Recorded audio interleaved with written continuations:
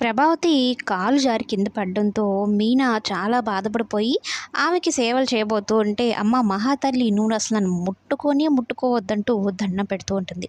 బాలుకి ఇంకా కోపం వచ్చేస్తూ ఉంటుంది. మీనాని కాలు విరిగినా కూడా ప్రభావతి అనరాని మాటలు అంటూ ఉంటే నోరు పడిపోవాల్సింది, కాలు కాదు విరగాల్సింది అన్నట్టు మాట్లాడుతూ ఉంటాడు. అయితే మీనా విషయంలో, బాలు విషయంలో ఒక పెద్ద నిజాన్ని బయట పెడుతుంది ప్రభావతి. ఏంటంటే, నా కాలేం పెద్దగా బెనకలేదు, వాయలేదు, విరగలేదు. ఓ చిన్నపాటిదే కదా, నేను నడవగలను. కానీ ఈ సాకుతో వాళ్ళిద్దరి కార్యం ఆపేశాను అన్నట్టు మనోజ్‌తో చెప్తూ తెగ సంబరపడిపోతూ ఉంటుంది. అమ్మో! అమ్మా! ఇంత పెద్ద ప్లాన్ ఏసావా? అవునురా మరి. వాళ్ళిద్దరికి శోభనం జరిగి సుఖంగా ఉంటే నేను చూస్తూ ఊరుకోలేను. నీ పెళ్ళయ్యే వరకు వాళ్ళకి ఏ ముచ్చట అచ్చట జరగకుండా ఉండాలి అన్నట్టు చెప్తూ తెగ సంబరపడిపోతూ ఉంటుంది.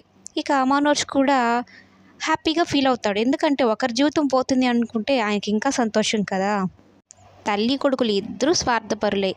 అదే రకంలో వచ్చింది ఇప్పుడు ఇంకో కోడలు రోహిణి కూడా వీళ్ళకి తగ్గట్టుగా.